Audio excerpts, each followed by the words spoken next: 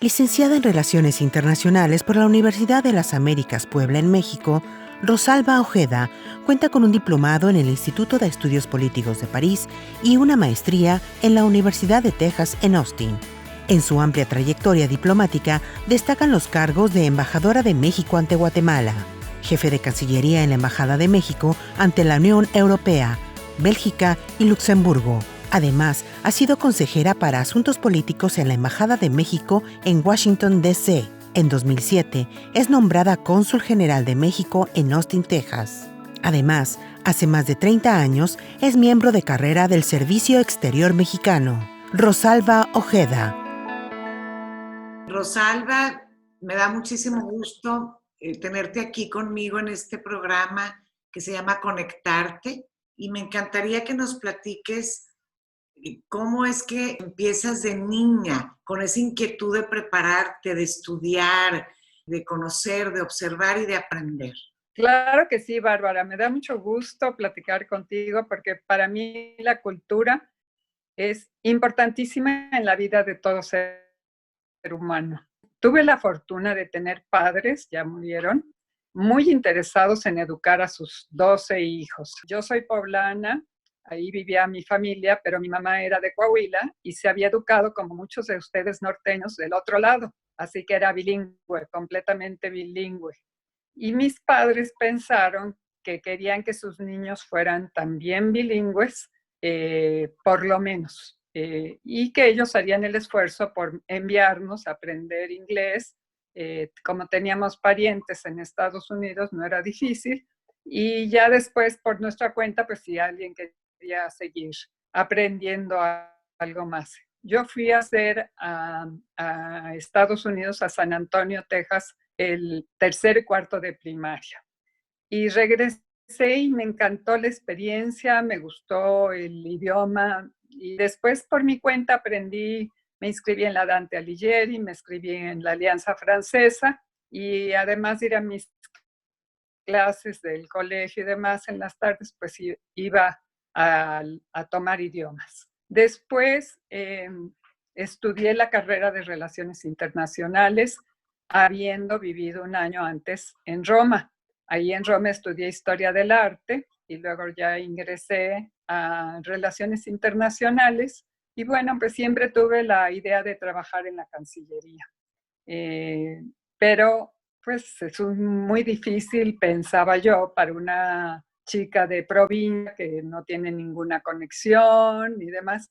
Pero fue muy interesante cómo se dieron las cosas, cómo fue ocurriendo, porque terminando la licenciatura obtuve una beca para ir a hacer un posgrado a París y después esa beca continuó y fui a Austin a hacer una maestría. Cuando regresé, como era becaria del CONACYT, el CONACYT tenía una bolsa de trabajo y pues tenía un altero impresionante de telegramas que se usaban en esa época para que llamara yo a diversos lugares, objeto, entrevista de trabajo. Así que fui muy afortunada, no tuve que ir yo a buscar un trabajo, me llegaron las ofertas. Y elegí de esas ofertas el CIDE y fui a trabajar en un centro de investigación, nada más y nada menos que con Bernardo Sepúlveda. Trabajé con él en el CIDE, después él me invitó cuando dejó el CIDE y se fue a la Secretaría de Hacienda. Trabajé 5 años en la Dirección General de Asuntos Internacionales en Hacienda y luego lo hicieron embajador en Washington. Me invitó a colaborar con él a Washington y después pues canciller. Me encantó la experiencia de trabajar en Washington, en una embajada pues la más importante para México, y me gustó muchísimo el hecho de que había mujeres en el equipo. Bernardo tenía en Hacienda un equipo donde había muchas mujeres y bueno, pues no fue difícil integrarse a los trabajos. Después, ya en la Cancillería, pues decidí que eso era lo que quería hacer cuando hubo la oportunidad, porque pasaron 10 años desde que yo entré hasta que hubo un examen de ingreso. Me presenté al examen de ingreso, ya para entonces tenía yo un puesto de directora general para América del Norte pasé un concurso que es algo difícil porque como hacía tantos años que no había este concurso de ingreso, pues eran casi 2,000 solicitudes para 100 plazas. Logré entrar en una de esas 100 plazas. Mi generación se llama la generación de los 100 porque fue la primera vez que hubo 100 nuevos integrantes de la Cancillería. Y pues ya me seguí en estos temas internacionales. Vienes de una familia de 12 hermanos y todos son brillantes. Entonces, algo hicieron bien tus padres para educarlos porque sin duda toda la familia muy destacada académicamente y profesionalmente. ¿Cómo es que pasas ya a la Embajada de Guatemala y luego a la Embajada de las 10 islas del Caribe? Hubo muchos años entre una cosa y otra porque en Washington estuve de 82 a 85 y al Caribe fui hasta el año 2001. Así que tuve otros puestos en la Secretaría, fui ascendiendo en los rangos del Servicio Exterior Mexicano y bueno, eventualmente me mandaron al Caribe como embajadora y del Caribe. La sede está en Trinidad y Tobago, es un país petrolero. El negocio de Trinidad y Tobago es el petróleo, comparte la isla el mismo subsuelo que Venezuela, tienen el Golfo de Paria que los separa, pero son igualmente ricos que Venezuela en petróleo y en gas. Así que estuve ahí en el Caribe un par de años, donde, por cierto, la cooperación fue muy importante. Hicimos un plan para que los estudiantes caribeños pudieran venir a la UNAM, con la que la Secretaría de Relaciones tenía un convenio, tiene un excelente centro de lenguas, a aprender el español. Y de ahí del Caribe me mandaron de embajadora a Guatemala. Y de Guatemala salí para ser cónsul general en Austin, Texas. Como embajadora, como representante de México ante otros países, ¿cómo es que tú promueves nuestra cultura, nuestra gastronomía? ¿Qué es parte de tu trabajo hacer eso? Es parte del trabajo, pero también es la promoción comercial y muchas otras cosas. Pero yo siempre he pensado que la cultura es la cara más bonita de las relaciones internacionales y hay que aprovecharla. ¿Qué es lo que más te marcó teniendo estas responsabilidades? Mira, la responsabilidad de representar a México, además de ser un gran honor, pues conlleva una serie de requisitos que debes de llenar y cumplir a cabalidad, porque representar a México es un orgullo y un privilegio. Y yo siempre lo tomé así y quise siempre destacar a México, privilegiar la relación de México con el país donde estaba. Te puedo contar, por ejemplo, algo que me encantó, un momento así divino de trabajar en el extranjero, fue que me tocaron las celebraciones del centenario y del bicentenario de la Revolución y de la Independencia de México, el 2010, estando en Austin. Entonces, bueno, pues trabajamos ahí con la debida antelación y nos dimos cuenta con de la escuela de graduados que ellos, como escuela de graduados de Austin, de la cual yo soy egresada, estaba cumpliendo la escuela 100 años también. Entonces juntamos los dos centenarios y todo el año, el 2010, hicimos muchos eventos académicos. La decana de la escuela de graduados estaba adscrita a la escuela LBJ Johnson de Asuntos Internacionales. Y entonces llevamos muchos paneles con mexicanos intelectuales. En fin, hicimos muchísimos eventos culturales. Pero el que más recuerdo fue que Peter Bay, el director de la Sinfónica de Austin, también estaba celebrando la Sinfónica 100 años. Y entonces decidimos hacer para la inauguración de la temporada de la Sinfónica, que es en el otoño, usualmente en noviembre, decidimos hacer un programa con música mexicana y dedicarle la inauguración a México. Y fue fantástico, tocaron el concierto para violín y orquesta de Manuel Ponce. El solista fue un chico recién egresado de la Juilliard School y fue un momento mágico.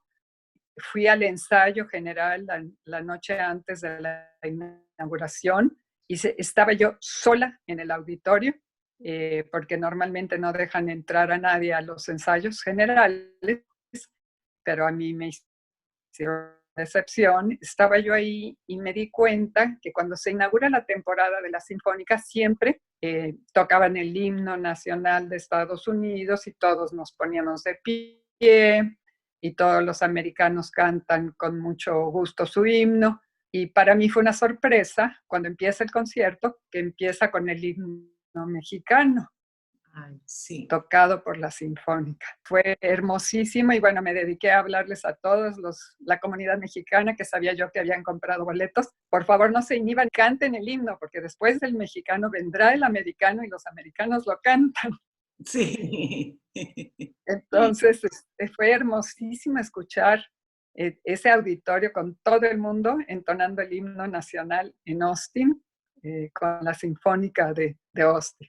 ¿Algún otro momento que recuerdes así, con mucho cariño, mucha emoción de tu carrera diplomática? Otro que fue hermosísimo fue que después de que ya éramos demasiados y dar el grito de independencia cada 15 de septiembre, bueno, yo creo que es lo más importante de cada año, donde se reúne toda tu comunidad y estamos festejando a México.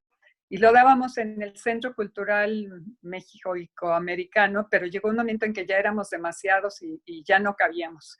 Y mediante ahí los buenos oficios de un amigo de Univisión, de Luis Patiño, se reunió con los legisladores del caucus hispano y conmigo y me invitaron a dar el grito al mismísimo Capitolio de Texas. Entonces fue muy hermoso tener atrás ese Capitolio, que como sabes, todos los Capitolios de las capitales americanas están hechos a imagen, a semejanza del de Washington, pero como Texas es tan grande, ellos tienen uno que fueron a medir el de Washington y lo hicieron más alto.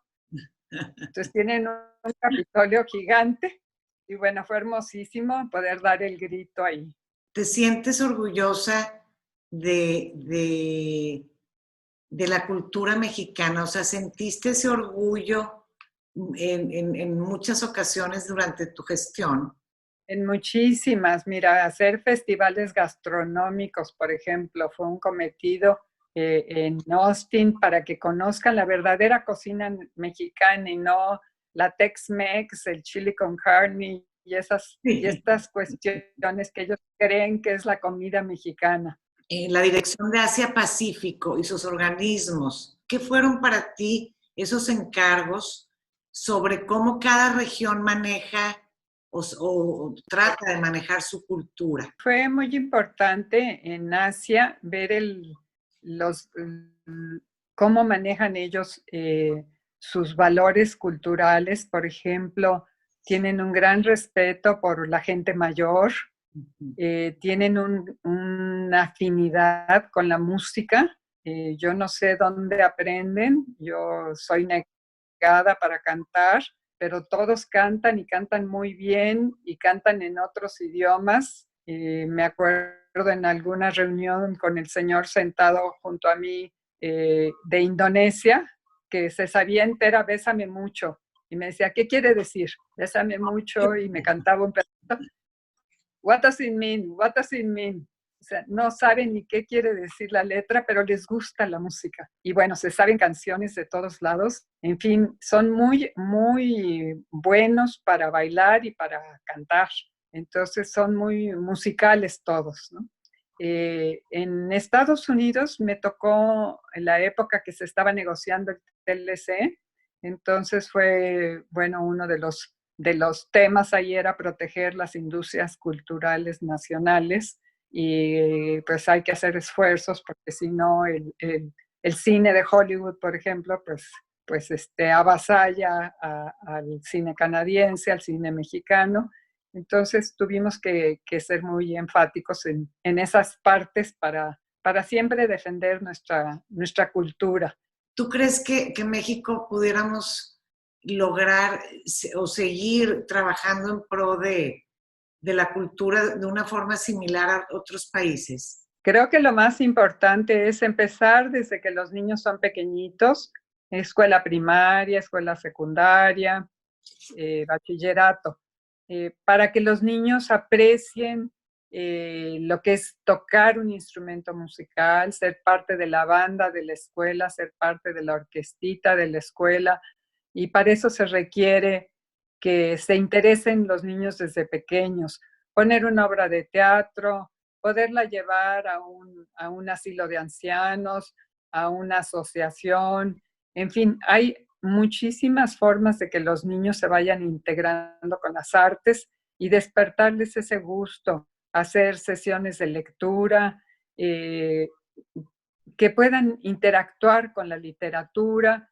y no nada más que lo vean como algo aburrido la clase de literatura que hay que tomar los martes, no, que quieran leer al autor que están viendo, que quieran aprender más, pero para eso necesitan ser motivados desde pequeños. Tu experiencia en el Harvey Ransom con museo, eso me encantaría que lo comentes, la interesante labor que estás logrando ahí. Harvey Ransom Center es un museo-biblioteca que es parte de la Universidad de Texas y desde el 2009 me invitaron a ser parte de su consejo y este año, al cumplirse 10 años, debería ya de terminar esa función, pero por suerte cambiaron todos los estatutos y hace 2 años empezamos todos los consejeros de nuevo, borrón y cuenta nueva. Entonces estoy muy contenta de que todavía voy a poderme quedar un rato ahí. El Harvey Ransom Center tiene un acervo impresionante de cosas mexicanas, por eso me interesó.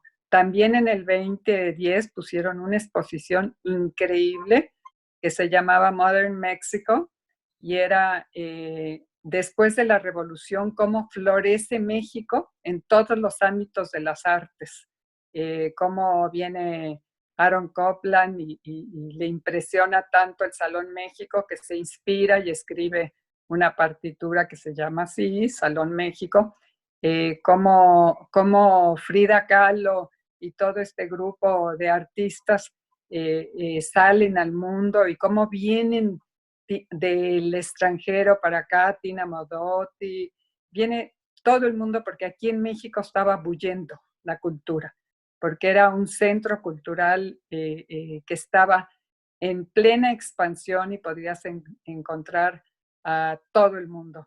Entonces hicieron una exposición donde se destacó toda esta parte. El Harvey Ransom Center es dueño de un cuadro hermosísimo de Frida Kahlo, que es un autorretrato con un collar de espinas y un colibrí, y que es una carita muy triste, como son muchos de los cuadros de Frida. Y ese cuadro fue parte del legado de la corrección Murray. Murray vivió en Cuernavaca y tuvo un acervo muy grande y luego se lo donó a la biblioteca. Y este año justamente se inauguró la exposición de García Márquez. El Harvey Ransom Center compró el archivo de Gabriel García Márquez porque Gabriel García Márquez pidió que sus papeles fueran al Harvey Ransom Center en vida. Y lo dejó así estipulado porque él decía que quería que su archivo estuviera al lado de los que él consideraba sus maestros en literatura. Ahí está el archivo de James Joyce, ahí está el archivo de Edgar Allan Poe, está el de Faulkner, el de Miller. Entonces, él quería estar con quienes consideró como sus maestros. Así que hacemos una labor muy interesante ahí. A mí me encanta promover la cultura mexicana y el hecho de que yo estuve ahí los 8 primeros años como única extranjera del board, ahora ya tiene el consejo a otros 2 extranjeros más, tres extranjeros más, pero yo creo que ha sido fundamental el que yo esté ahí para que quieran destacar aspectos de la cultura mexicana. El solo hecho de que estés ahí se acuerdan que existes. Exacto. Como país, que existes como cultura. Exactamente. Te voy a contar una anécdota muy simpática. Cuando estuve en Bélgica, yo era segundo de a bordo, era encargado de negocios, y llegamos a Bélgica el embajador nuevo, Manuel Armendáriz, y yo en el momento que moría el rey baduino. Entonces fue mala suerte porque pues entra el país en un periodo de receso, 40 días para celebrar las honras fúnebres del rey y demás. Y luego entró en funciones su hermano, que no pensó nunca que le iba a tocar ser rey, pero murió Baduino relativamente joven. Y fue muy simpático porque el jefe del protocolo de la Casa Real, cuando los países en donde uno está tienen una Casa Real, pues hay protocolos muy, muy interesantes, muy específicos, pautas que no se pueden romper. Y bueno, nos dijo muchísimas veces cómo era el asunto. Entraba el embajador primero, ya que estábamos ahí, que fue muy, muy, muy hermoso porque fueron en unos carruajes por nosotros y llegamos ahí. El embajador podía llevar a 2 personas, me correspondía como segundo de a bordo, el segundo lugar, y el tercer lugar al colega que en la jerarquía de la embajada seguía. Y bueno, nos explicó el director del protocolo muchísimas veces que el embajador entraba, que nosotros 2 nos quedábamos atrás, no nos podíamos mover hasta que el rey le dijera al embajador, me presenta a sus acompañantes, y en ese momento nosotros nos podíamos acercar y tal y cual. Y bueno, pues así fue, entramos, era la primera presentación del rey Alberto de cartas credenciales, y de repente pues le entrega el embajador las cartas credenciales y voltea y le dice al jefe de protocolo, oye, ¿y yo qué hago con estas cartas? Se las regreso al embajador, las pongo aquí en la mesa, las tengo que cargar todo el tiempo. Entonces, y voltea y nos dice a nosotros, ay, discúlpenme, pero es mi primer día de rey. ¡Ay, qué padre historia! Muy simpático, porque a nosotros nos leyeron la cartilla 20 veces, pero al rey no. Ustedes nerviosísimos de hacer un buen papel. Esas historias, no, para toda la vida, esas historias son fabulosas. ¡Qué bárbaro! Pues, Increíble. es una anécdota muy simpática. O sea, voltea con ustedes y ¿qué hago yo con esto? ¿Qué hago yo con esto? Se lo tengo que devolver, embajador, lo pongo aquí en la mesa. Qué padre historia. Y esas cosas pasan, y qué padre que nos las compartas, porque es bien bonito ver qué pasa atrás también de las vidas de las personas, que les toca pues, vivir eventos únicos con gente muy relevante, y a la hora de la hora, supongo que pasan cosas chuscas y es muy divertido. Por último, sí me gustaría muchísimo que me dieras una opinión tuya de qué es la cultura y por qué es importante. Yo creo que la cultura es la suma de nuestra identidad. No podríamos ser lo que somos como país, como individuos, si no tuviéramos una cultura que nos respalde. Y nosotros, los mexicanos, somos muy afortunados porque tenemos una cultura milenaria que nos respalda, y entonces creo que tenemos ese bagaje. Desde pequeños aprendemos muchísimas cosas porque eso es lo que nos da nuestra identidad de mexicanos. Y creo que la cultura juega un papel muy relevante en todos los ámbitos del desarrollo personal. Si uno crece con una riqueza cultural, uno nunca va a estar solo. Por ejemplo, a mí me encanta escuchar ópera, escuchar música clásica, leer literatura. Ahora que estoy jubilada, tomo clases de literatura y tomo clases de historia del arte. Y bueno, pues llevamos 3 meses encerrados, Y a mí no me hace falta salir porque tengo libros, libros, libros, tengo discos, discos, discos. Y eso llena la vida. Es muy importante, nos da una tranquilidad de espíritu, una riqueza personal, poder acrecentar nuestra cultura, que nunca vamos a acabar. Es una tarea que nos iremos de este mundo sin haber concluido. Nada más por último, quiero que les platiques a la gente cuando estabas chiquita y que tu papá no quería que estudiaras porque eras mujer. Platícanos esa historia que se me hizo sumamente importante porque el valor que hay que darle a la mujer en estos momentos es muy importante y me encantaría que platiques desde tu experiencia personal cómo defendiste tu educación y ve hasta dónde llegaste. Me encantaría que nos platiques eso. Y luego tu papá, ¿cómo respondió a esa respuesta tuya hacia el compromiso, hacia el trabajo? ¿Cuál fue algún comentario que tu papá te haya dicho, mijita? Nunca me imaginé que ibas a llegar a tanto. Platícanos un poquito de eso, Rosalba. Tuve la fortuna de tener padres que les importaba muchísimo la educación y nunca hicieron distingos entre niños y niñas. En la educación, cuando éramos chiquitos, teníamos las mismas clases.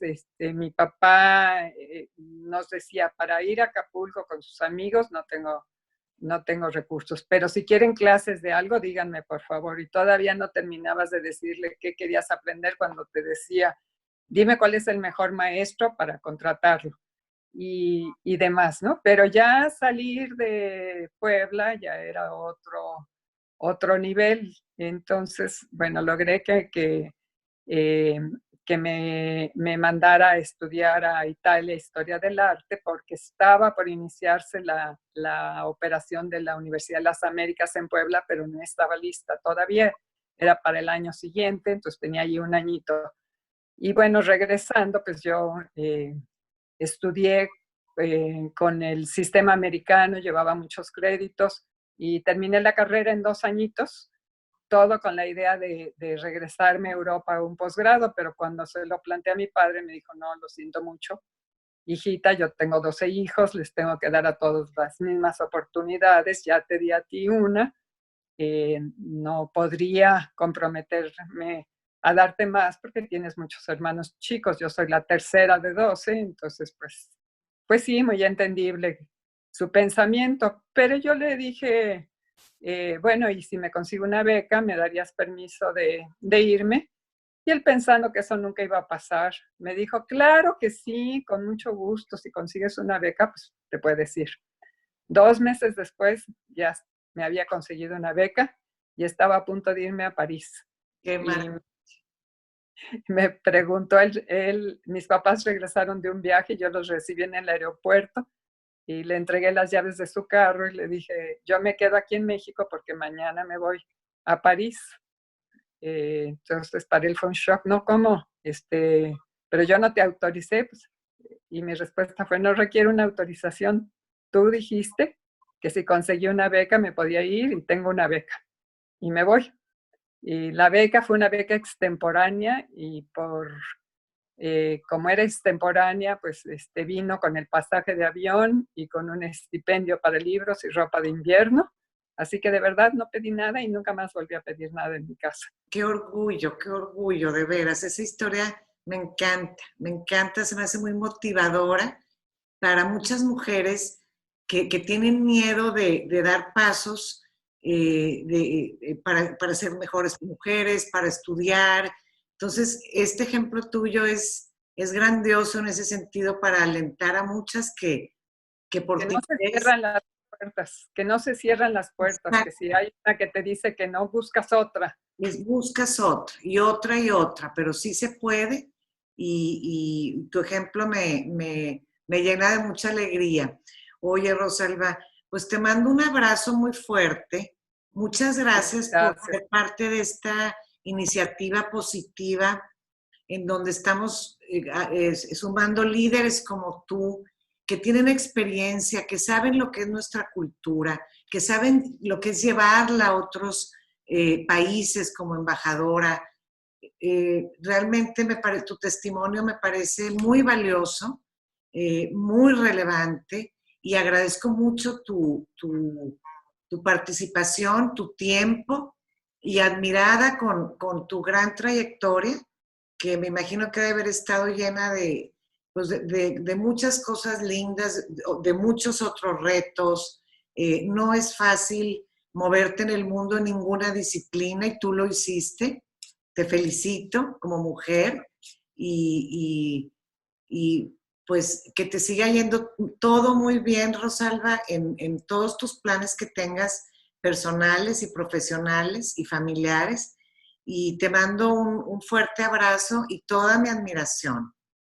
Muchas gracias, Bárbara. Yo quisiera mandarles un mensaje a las niñas particularmente, que se puede, todo se puede. A mí me tocó abrir brecha hace muchos años, cuando las mujeres no trabajaban en Hacienda en general, no trabajaban fuera de casa, para empezar a hablar, porque todavía era la cultura de los esposos, de mientras yo la pueda mantener, que al final se puede, que no se desanimen. Hay muchos sinsabores en la vida laboral, pero hay muchas, muchas, muchas retribuciones, y hay que echarle para adelante y echarle ganas al tema, y no abandonar sobre todo la carrera, no dejar la pasión que uno tiene. Si tienes una pasión, hay que seguirla, hay que hacer todo lo que se pueda y seguirla bien. Claro que hay muchos apoyos. Yo tuve la fortuna de tener un esposo que siempre me facilitó mi carrera.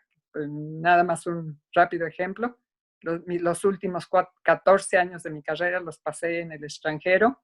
Él se quedó en Ciudad de México, pero me iba a visitar regularmente, siempre apoyándome muchísimo. Y bueno, pues se puede.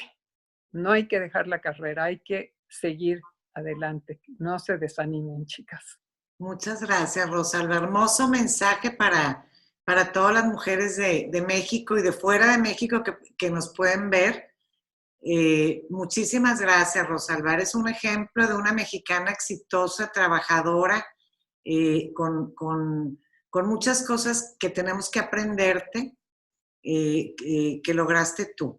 Muchísimas gracias, Rosalba. Te mando un abrazo y todo mi cariño.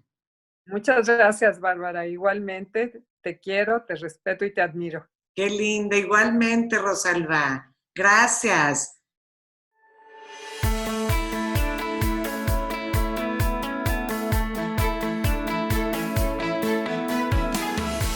En el próximo episodio de Conectarte, compositor, productor, director musical y ganador del Grammy, Cheche Alara.